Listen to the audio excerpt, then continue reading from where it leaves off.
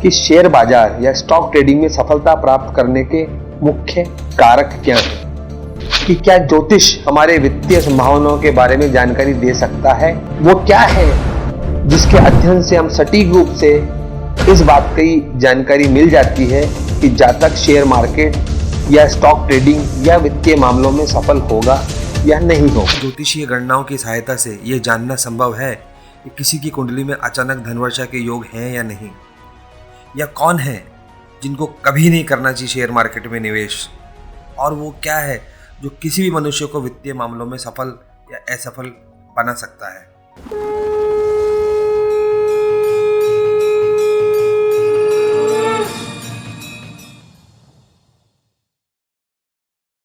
नमस्कार, मेरा नाम है आचार्य आशीष जयप्रकाश। मैं एक वैदिक ज्योतिष, न्यूमरोलॉजिस्ट और रत्न ज्योतिष विशेषज्ञ हूँ। मित्रों, मेरा मानना है कि भौतिक जगत कारण और उसके प्रभाव की एक रहस्यमयी श्रृंखला है, और हमारे ब्रह्मांड में विद्यमान सभी ग्रह, नक्षत्र, सूर्य, चंद्रमा, पृथ्वी, आकाशगंगा इसी श्रृंखला का एक हिस्सा है। और हमारे ब्रह्मांड में होने वाली हर घटना, वो चाहे कहीं भी हो रही हो, हमारे भौतिक जगत में विद्यमान सभी शक्तियों पर प्रत्यक्ष और अप्रत्यक्ष रूप से प्रभाव डालती है। मेरी इसी मान्यता के कारण मेरी रुचि वैदिक ज्योतिष में हुई। वैदिक ज्योतिष की रोमांचक दुनिया को जानना बड़ा ही अद्भुत है, और इसीलिए मैं इस विषय पर बातचीत करना, पढ़ना, लिखना पसंद करता हूँ। मित्रों, आज हम वैदिक ज्योतिष की एक शाखा, जिसे वित्तीय ज्योतिष या फाइनेंशियल एस्ट्रोलॉजी भी कहते हैं, उस पर बात करेंगे। हम जानने की कोशिश करेंगे कि क्या वैदिक ज्योतिष की सहायता से हमारी वित्तीय सफलता या असफलता के बारे में जानकारी मिल सकती है। हम जानने की कोशिश करेंगे कि क्या ज्योतिषीय गणनाओं की सहायता से ये जानना संभव है कि किसी की कुंडली में अचानक धनवर्षा के योग हैं या नहीं, या कौन है जिनको कभी नहीं करना चाहिए शेयर मार्केट में निवेश, और वो क्या है जो किसी भी मनुष्य को वित्तीय मामलों में सफल या असफल बना सकता है। शेयर बाजार एक ऐसी जगह जहां हर रोज किस्मत बनती है और बिगड़ती है। हर रोज दुनिया भर में करोड़ों लोग शेयर मार्केट में अपनी किस्मत आजमाते हैं, पर बहुत ही कम लोग ऐसे होते हैं जो इस दुनिया में अपनी सफलता का परचम लहरा पाते हैं। बहुत कम ही लोग जैसे लिवरमोर, वॉरेन बफेट और स्टीव कोहेन बन पाते हैं। पर क्या आपने कभी सोचा है ऐसा क्यों होता है? इन लोगों में ऐसी क्या खास बात है जो इन्हें दूसरों से अलग बनाती है? इंफॉर्मेशन टेक्नोलॉजी के इस युग में जानकारी का कोई अभाव नहीं है, लेकिन ऐसा क्यों होता है कि कुछ लोग सारी जानकारी होने के बावजूद सफल नहीं हो पाते हैं, और कुछ लोग आसानी से स्टॉक मार्केट में या शेयर ट्रेडिंग में सफलता प्राप्त कर लेते हैं? कहीं कुछ ऐसा तो नहीं जो हमें पता ही नहीं? कोई ऐसा रहस्य जो किसी मनुष्य को सफलता दिलवा देता है और किसी को बहुत प्रयासों के बाद भी सफल नहीं होने देता? यह सब कुछ यूं ही होता है, या इन सभी चीजों के पीछे कोई शक्ति है, कोई गणित है, कोई ऐसा विज्ञान जिसकी जानकारी इस विषय पर हमारे सभी धारणाओं को हमेशा के लिए बदल सकती है? आज से हजारों साल पहले प्राचीन भारत में कुछ ऐसे ऋषि मुनि हुए जिन्हें अपने ध्यान की अवस्था में इस सत्य का आभास हुआ कि पृथ्वी पर होने वाली सभी घटनाओं पर ब्रह्मांड में विद्यमान आकाशीय शक्तियों का किसी न किसी रूप में प्रभाव होता है। कोई ऐसी शक्ति है जो ब्रह्मांड में उपस्थित सभी ग्रह, नक्षत्रों और आकाशीय पिंडों को एक सूत्र में बांधे रखती है। हमारे ब्रह्मांड में सभी ग्रह, नक्षत्र और आकाशीय पिंड एक निश्चित गति से भ्रमण करते हैं, और सभी एक दूसरे से परस्पर दूरी बनाए हुए रखने के बावजूद भी एक दूसरे को प्रभावित करते हैं। हमारे सौरमंडल का केंद्र सूर्य को माना गया है, और सूर्य इस पृथ्वी पर सभी जीवों में प्राण शक्ति का संचार करता है। सूर्य की ऊर्जा से ही पृथ्वी पर वनस्पति जगत या प्राणी जगत में ऊर्जा का संचार होता है। सूर्य के बिना पृथ्वी पर जीवन एक क्षण के लिए भी संभव नहीं है। ठीक उसी प्रकार चंद्रमा पृथ्वी पर उपस्थित जल तत्व को नियंत्रित करता है। चंद्रमा ही पृथ्वी पर समुद्र में होने वाले ज्वार भाटा को नियंत्रित करता है, और ठीक उसी प्रकार किसी भी तत्व में उपस्थित जल को भी चंद्रमा ही प्रभावित करता है। मानव शरीर में उपस्थित जल न सिर्फ हमारी शारीरिक संरचना के लिए जरूरी है, बल्कि यह जल तत्व ही मानव शरीर में विचारों को नियंत्रित करने वाली शक्ति है और चंद्रमा इस जल तत्व का नियंत्रण करता है। हमारे प्राचीन ऋषि मुनियों की इसी जिज्ञासा ने उन्हें प्रेरित किया कि वे आकाशीय पिंडों का अवलोकन करें और उनकी गति और ऊर्जा और गुरुत्वाकर्षण शक्तियों से पृथ्वी पर उपस्थित जीवन पर क्या प्रभाव हो इसका गहन अध्ययन करें। उनके इसी गहन अध्ययन ने वैदिक ज्योतिष का निर्माण किया और वैदिक ज्योतिष की पहली शाखा को ही हम गणितीय ज्योतिष के नाम से जानते हैं। सैकड़ों वर्षों की गहन तपस्या के बाद इसी गणितीय ज्योतिष से पहले पंचांग का निर्माण हुआ।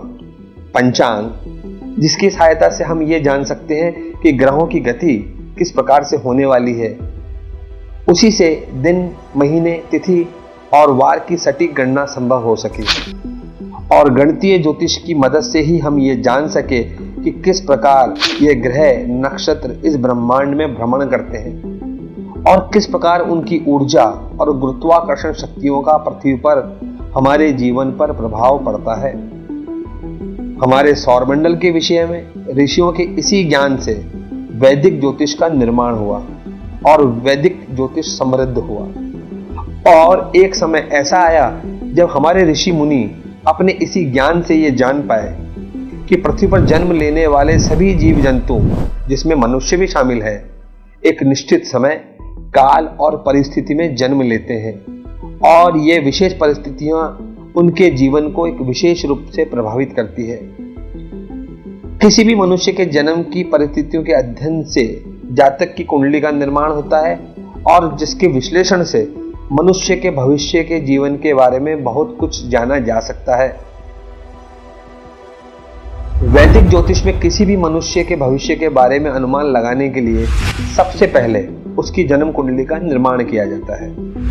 जन्म कुंडली की सटीक गणना के लिए जातक की जन्म स्थान, जन्म के समय और जन्म की तिथि की जानकारी अत्यंत आवश्यक है। जन्म कुंडली सामान्यतः एक आयताकार चित्र होता है जिसमें 12 खंड में विभाजित किया जाता है। हर एक खंड को घर या भाव कहा जाता है और जन्म कुंडली के ये 12 भाव व्यक्ति के जीवन के विभिन्न पहलुओं को प्रकट करने के लिए ज्योतिष शास्त्र के नियमों के आधार पर बनाए जाते हैं, जिसमें ग्रहों की गति और उनके प्रभावों को दर्शाया जाता है। उदाहरण के लिए जन्म कुंडली का प्रथम भाव, जिसे लग्न भी कहा जाता है, जातक की शारीरिक बनावट या रूपरेखा के बारे में जानकारी देता है। ठीक उसी प्रकार कुंडली में स्थित 7वां घर जातक के जीवन साथी के या पार्टनर के बारे में जानकारी देता है। हमने अब तक यह समझने की कोशिश की और इस बात की रूपरेखा रखी है कि किस प्रकार ज्योतिष के द्वारा जीवन के विभिन्न पहलुओं को जाना जा सकता है और इसके पीछे का विज्ञान क्या है।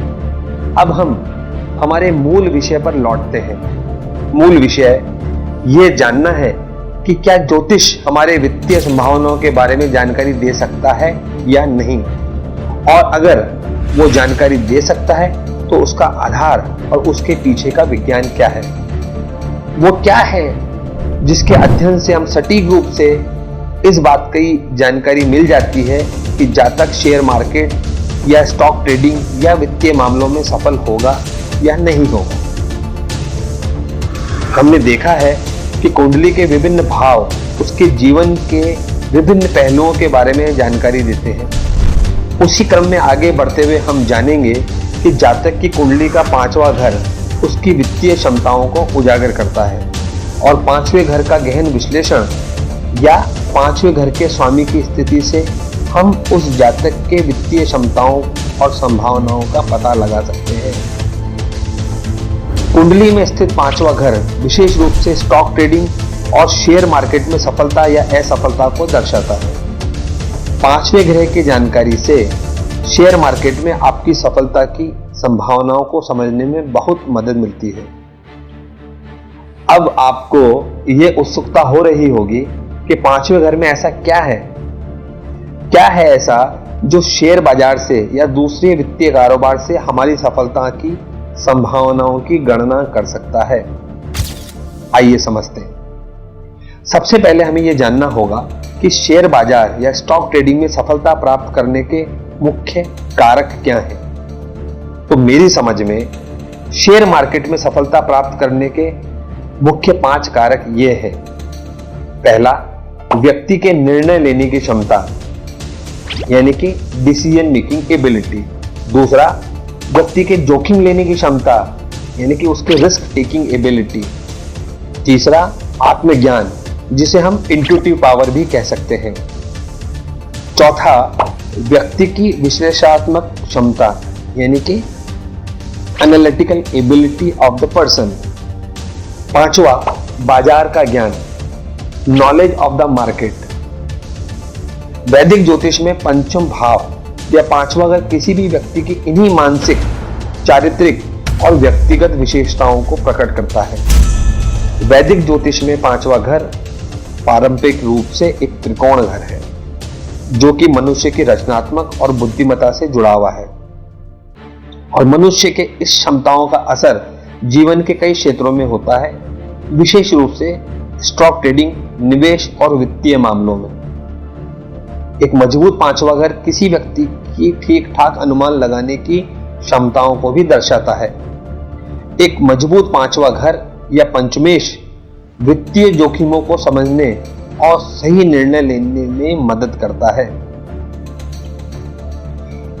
सटीक ज्योतिषीय विश्लेषण के लिए हमें यह जानना अत्यंत आवश्यक है कि पंचम स्थान का विश्लेषण के अतिरिक्त और भी कई ऐसे पहलू हैं जिनकी गणना करना अत्यंत आवश्यक है, जैसे कि 5वें स्थान का स्वामी या पंचमेश कौन से भाव में है, किस स्थिति में है और कितनी शक्तियों के साथ विद्यमान है, यह भी अत्यंत आवश्यक है। पंचमेश कौन से ग्रहों के साथ में और कौन से ग्रह स्वामियों के साथ में युति कर रहा है, इसका विश्लेषण भी अत्यंत आवश्यक है।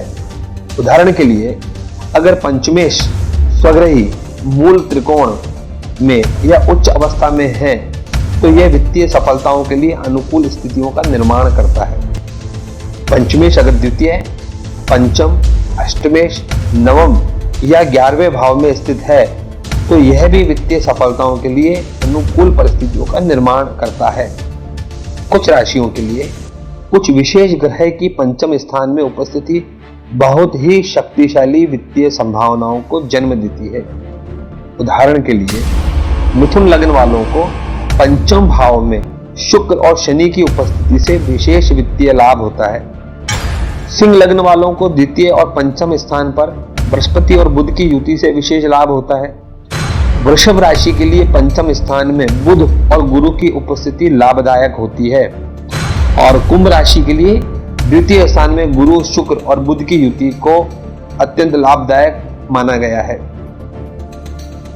तो प्रिय मित्रों, अब आप भी ये जानते हैं कि वैदिक ज्योतिष के नियमों के अनुसार 5वां घर और उसके स्वामी को समझना आपको अति मूल्यवान अंतर्दृष्टि प्रदान कर सकता है और इस ज्ञान और अंतर्दृष्टि की सहायता से आप बड़ी आसानी से ये जान सकते हैं कि क्या आपको स्टॉक ट्रेडिंग या शेयर मार्केट में सफलता मिलेगी या नहीं, और अगर मिलेगी तो वह सफलता कितनी बड़ी हो सकती है।